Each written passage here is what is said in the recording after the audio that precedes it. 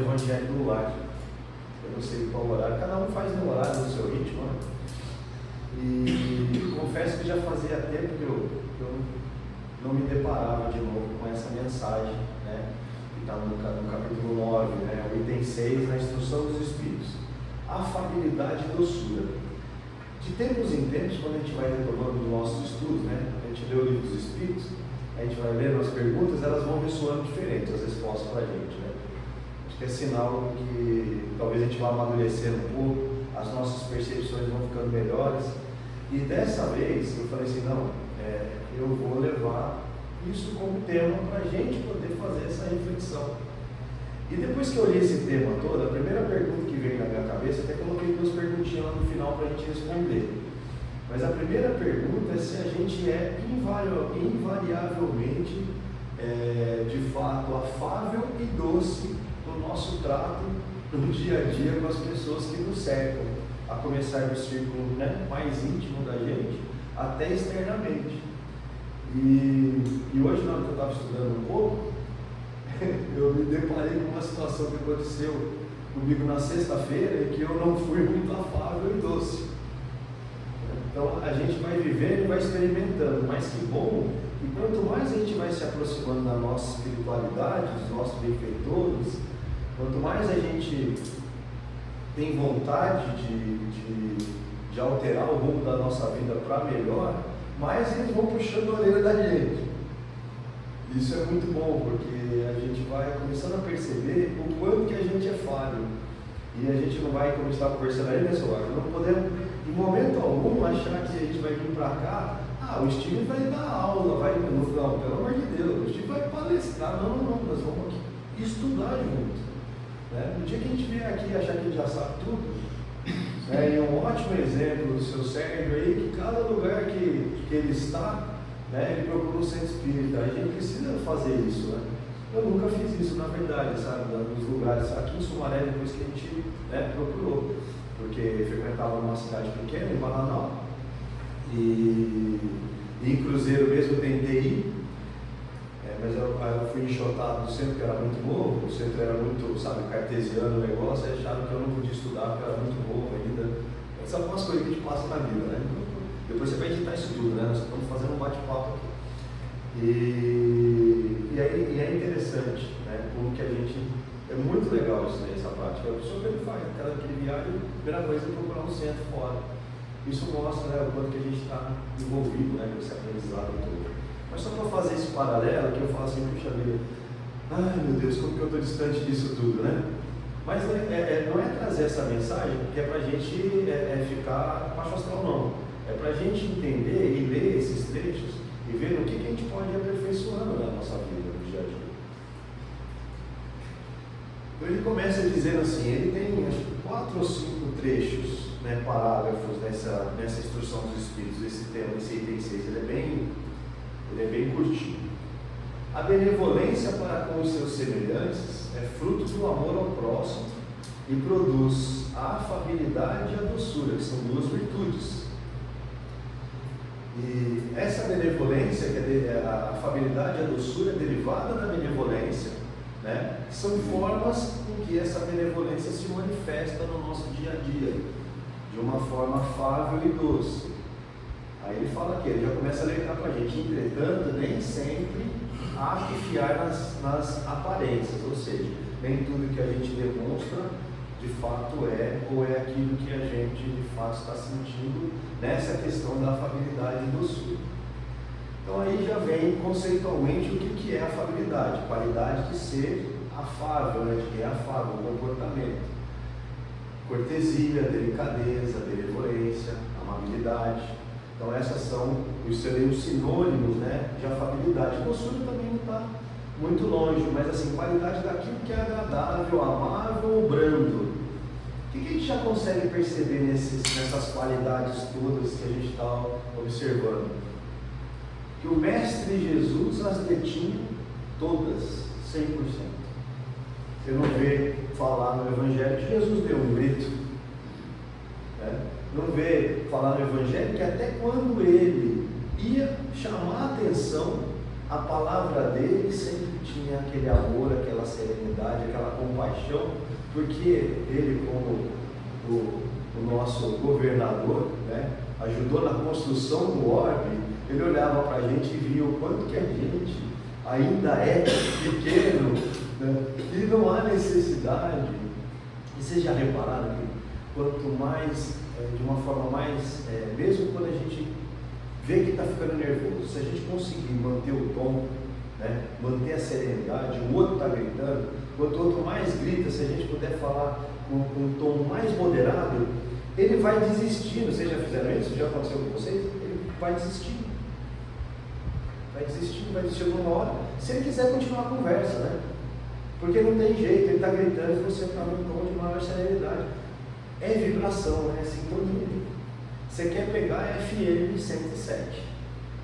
Você não vai conseguir pegar FM 107 se você está na AM aqui. Você está numa outra faixa, numa outra sintonia, numa outra vibração. Se a gente puder conseguir desenvolver o equilíbrio nesses momentos, que a gente possa manter a nossa serenidade, a gente não entra na onda do outro. E não entrando na onda do outro, nós não teremos depois de se lamentar que a gente perdeu, por exemplo, a oportunidade de praticar essas virtudes, né? Aí ele fala que a educação, ela está ligada diretamente ao que a gente pode aprender, né, frequentando o mundo, né? A educação e a frequentação do mundo pode dar ao aluno o verniz dessas qualidades, quer dizer, podem dar, ou podem não dar.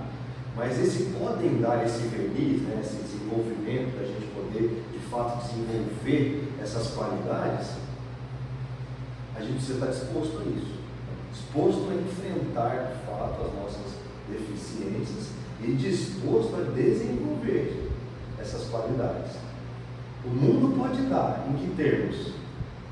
Em oportunidades, mas oportunidades de nós praticarmos e colocarmos essas qualidades em prática. E ele fala assim: quantos há cuja fingida bonomia, cara, olha que bonzinho que ele é muito bonzinho, não passa de máscara para o exterior de uma roupagem cujo talhe primoroso dissimula as deformidades interiores. Aparenta ser bom, aparenta ser dócil, aparenta ser cordial, aparenta ser cortês. E quando está todo mundo aqui um de frente para o outro, aí ele vem fazer um outro alerta aqui. O mundo está cheio dessas pessoas. Nos lábios o sorriso, no coração o veneno. São brandas desde que nada as agaste. Olha, sou muito feliz, sempre sorridente, sempre muito bom e amável, desde que você pisa no meu carro. A hora que você pisar no meu carro, você vai ver uma coisa que você desconhece, você vai até se alarmar, se surpreender, né, com as atitudes que eu posso ter quando eu fico nervoso. Gente, eu me vejo aí em muitas dessas palavras. Porque assim, olha, vamos pensar aqui, ó. Que mordem a menor contrariedade, a língua de ouro, mas quando fala na frente, quando se muda, o dardo peçonhento quando estão por detrás. Só o fato da gente estar comentando algo de alguma pessoa, se ela não estiver presente, a gente pode estar incorrendo nesse risco aqui. Não porque a gente muitas vezes queira falar mal da pessoa, mas se eu falo alguma coisa em uma pessoa que não é uma coisa muito legal, comentando com o outro, eu estou incorrendo nisso. Não é que eu estou querendo falar mal, né? Mas a gente tem que tomar muito cuidado na prática. Então assim, se a pessoa não está presente, eu aprendi, a gente tem que tentar ser leal àquele que está ausente, né? Não levar determinadas situações, porque se ela confidenciou a você, principalmente, né? Confidenciou alguma coisa a você, como que você vai sair distribuindo isso daí, falando para todos? Mas, honestamente falando para vocês, de coração mesmo, eu me vejo em muitas, acredito que nós estamos em desenvolvimento aqui, e se vê em muitas situações dessas. Dependendo do dia, o cara pisa no teu pé, e aí, como é que é? Será que a gente vai ser tão docinho assim? Deveríamos. Então nós temos que de fato levar isso adiante para a vida da gente, para que a gente possa fazer uma mudança, mesmo na nossa vida. Nós enfrentamos realidades difíceis aí fora nesse nosso mundo. situações das mais adversas possíveis. E é justamente nesse momento que a gente tem que lembrar desse evangelho que nós estamos aprendendo, que a gente está desenvolvendo, para que a gente possa dar uma resposta diferente aí para esse mundo. Esse mundo que está cada vez mais violento, cada vez mais agressivo. A pessoa, muitas vezes no trânsito, tem tanta gente andando armada no trânsito aí, gente, vocês nem imaginam. Ano passado, mas no final do ano passado, passou uma situação difícil em São Paulo. O cara me fechou, estava errado. Ele fechou, ele estava errado. E ele fez questão, porque eu só pisquei o farol para ele, porque ele não me viu, ele ia bater. Eu só pisquei o farol para ele, foi mais do que suficiente. Meu corpo, eu não sou forte, mas o meu corpo, assim, comparado fisicamente com o dele, era muito desproporcional. Um cidadão desse, para o carro e vem atrás de você, ele está de que jeito dentro do carro dele? Você acha que ele está? Ou ele é um exímio lutador, mesmo com a estatura dele, ou ele... Então, assim, o que eu fiz na hora? Graças a Deus, meu mentor estava bem do meu lado. Bem do meu lado. Meu amigo, olha, me desculpa pela fechada que você me deu. Aí desarmei ele. Foi ele que deu a fechada. Não, por que não? Você está certo, meu amigo. Vai com Deus, toca a tua vida aí, eu vou tocar a minha aqui. Agora, nem sempre eu fui assim. Nós não somos assim sempre. Se eu tivesse, acho que uns 15 anos mais novo, eu teria feito diferente. Então, e não vale a pena. E tem coisas que eu vejo que só o tempo passando vai trazendo essa experiência de vida para a gente, Quando a gente é bem mais novo, a gente é muito imprudente, a gente é muito negligente para a nossa vida, a gente se coloca em cada situação desnecessária, porque a juventude parece que ela traz para a gente uma coragem absurda para determinadas coisas, que a gente hoje, mais velho, a gente olha para trás e fala assim, como que eu tive coragem de fazer aquilo? Não é só coragem de fazer determinadas situações, é coragem de mudar de vida, de buscar uma coisa, de mudar do lugar que você está. Então a gente precisa ter essa cautela aqui, para que a gente realmente, que esse sorriso nos nossos lábios, ele seja sincero.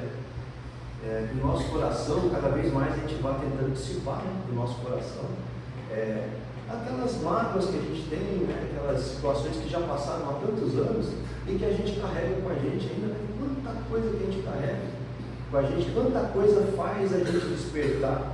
Enquanto a gente contar a história do nosso passado e essas histórias emocionarem a gente e nos trouxerem aqueles mesmos sentimentos de antes, a gente ainda não melhorou. A gente ainda não melhorou. Eu não sei vocês, mas a gente começa a contar algumas histórias, algumas coisas que a gente passou, a gente sente raiva, a gente sente tristeza, tem uns que contam e choram. Por quê? Porque a gente ainda não se desfez daquilo. E quando a gente fala disso aqui, a gente está falando do contrário da benevolência, que é a maledicência. Ele está falando mal. A essa classe também pertencem esses homens de exterior benigno, mas são tiranos domésticos que fazem suas famílias ou seus subordinados sofrerem o peso do seu orgulho e do seu despotismo, como a quererem desforrar-se do constrangimento que fora de casa se impõe a si mesmo. Dentro de casa, o cara é uma fera. Dentro de casa é uma fera. Fora de casa, ele nem sempre é. Por quê? Porque fora de casa, muitas vezes a família, existe uma dependência, que ela não é só uma dependência emocional, mas ela é uma dependência financeira. E aí, nesse caso, muitas vezes ela não tem para onde ir. Imagina uma mãe com 3, 4 filhos pequenos, o marido chega em casa, alcoolizado, chega causando aquele terror, aquela coisa toda. O que ela vai fazer? A gente conhece relatos aí dos mais diversos, de famílias, inclusive, que a gente vê na própria televisão, uma série de situações, a pessoa fica sempre temerosa. Tem amigos assim da minha idade que contam que os pais, por exemplo, o vô chegava em casa, as criançadas no quarto já, meu amigo. Não sabia como que ia chegar. Isso é só um exemplo, tá? Mas sempre quando a gente acha que a gente é autoridade suprema em algum lugar, e a gente quer mostrar que a nossa vontade tem que ser feita, infelizmente a gente é tirano também. Infelizmente a gente está agindo com despotismo. A gente é vaidoso, é orgulhoso e a gente está caminhando para um lado que a gente tem que repensar a nossa vida. Quando a gente acha que só a gente tem que razão e que todo mundo tem que fazer o gosto da gente,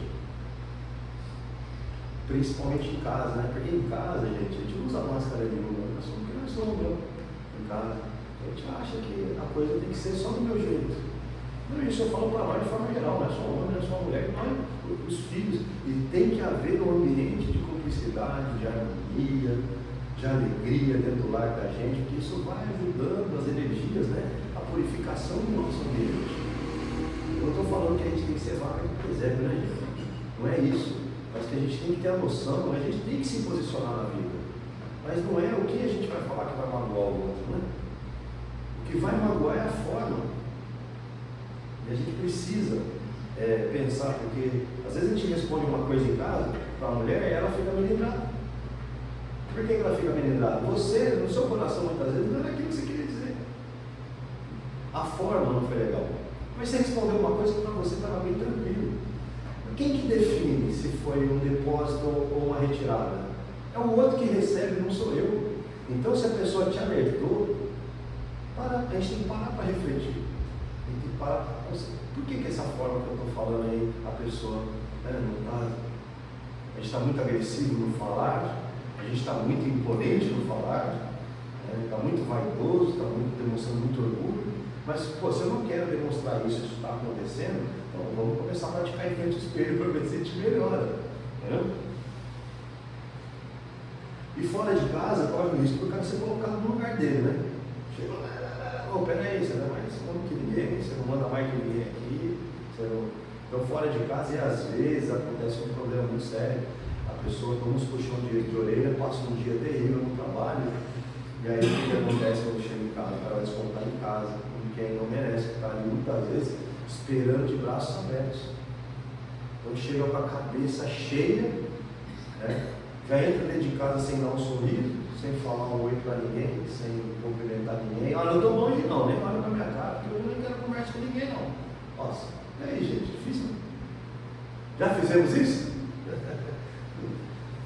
É a vida, e a gente vai aprendendo, né?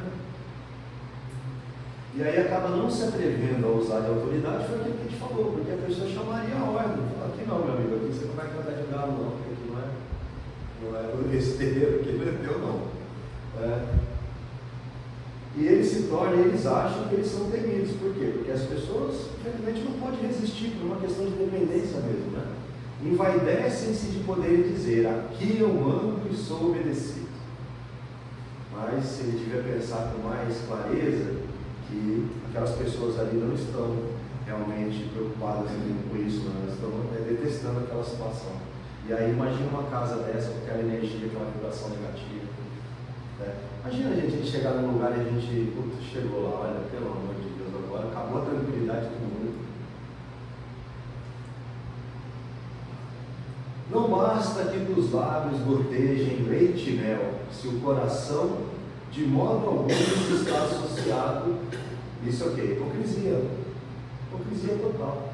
Aquele cuja afabilidade e a doçura não são tingidas, nunca se desmente, ele é o mesmo, tanto em sociedade como na intimidade. Esse, ao demais, sabe que se pelas aparências se consegue enganar os homens, mas a gente não consegue enganar a Deus. Essa é uma das frases que eu acho que é a coisa mais difícil para mim hoje, e que é uma coisa que a gente precisa refletir bastante, a gente ser o mesmo perante o mundo e na intimidade. E que de fato os nossos elogios sejam sinceros, que as nossas atitudes sejam sinceras, que a gente busque não se envaidecer de nada, porque nós não temos motivo para se envaidecer de nada aqui nesse mundo. Só o fato de nós estarmos aqui já é um cartão de visita que a gente pode ter, de que nós precisamos aprender muito. Nós temos que evitar os julgamentos precipitados, buscar a paciência, entender muitas vezes a dificuldade, até daqueles que muitas vezes se consideram nossos inimigos, porque amar o bonzinho é fácil, você conviver com o bonzinho é fácil, mas será que o convite em determinadas situações não é a gente transformar aquele que não está legal em se tornar uma pessoa melhor? Mas a intolerância, ela só aceita a voz do amor. da benevolência, da bondade. 2 intolerantes não resolvem assunto nenhum. 2 que elevam as suas vozes, daqui a pouco eles estão saindo do tapa, não é isso que acontece? Eles não vão.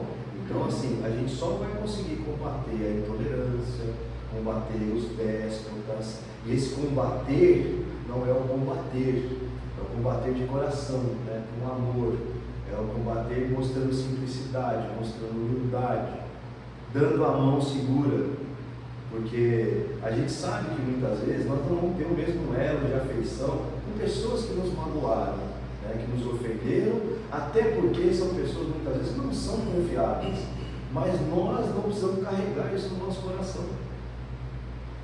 No nosso coração nós não precisamos. E assim, um ponto que eu tenho de termômetro, pelo menos para mim, que eu uso no meu dia a dia é isso. Se eu for contar aquela história de novo, e eu reviver aquela história, e eu me emocionar do mesmo jeito, com as mesmas emoções do acontecido, ainda tem muito ainda para cultivar no meu coração, para tentar tirar isso de dentro dele. E afabilidade e doçura não são virtudes simples da gente desenvolver.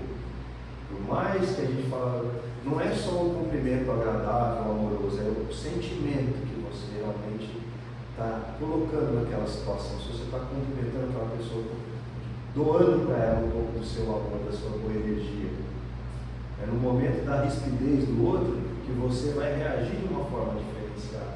Então aí que é a grande dificuldade que eu vejo para todos nós em desenvolvermos.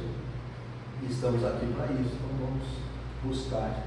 É um trecho tão curtinho, mas que ele é tão representativo para a nossa vida, porque é para nós, em primeiro lugar, né, amar ao próximo como a ti mesmo. Então eu preciso desenvolver essas virtudes para que eu de fato aprenda a amar o outro, e até entender as dificuldades, e até muitas vezes, não é ter dó do outro, mas é ser compadecido, ter compaixão pela atitude, às vezes, tão desnecessária que o outro está tomando ali naquele dia. Você olha assim, puxa vida, a gente fica até com vergonha alheia muitas vezes, né?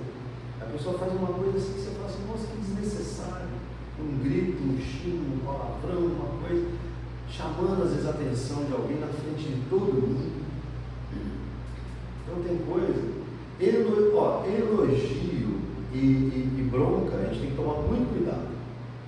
Cada pessoa recebe de um jeito. Tem uns que não ligam, se dá uma bronca perto, uns que não ligam, tem outros que é a morte. E tem pessoas que são elogiadas em público e detestam, ficam irritadíssimas. Eu já conheci caso desse, a pessoa, um gerente nosso, achou que estava fazendo, abafando. Mandou fazer até um eventinho pequeno ali, botou o cara na frente, nossa, cara. Você olhava na cara dele, o cara estava transtornado, ninguém entendeu nada. Aí depois ele falou, por favor, não faça nunca mais isso.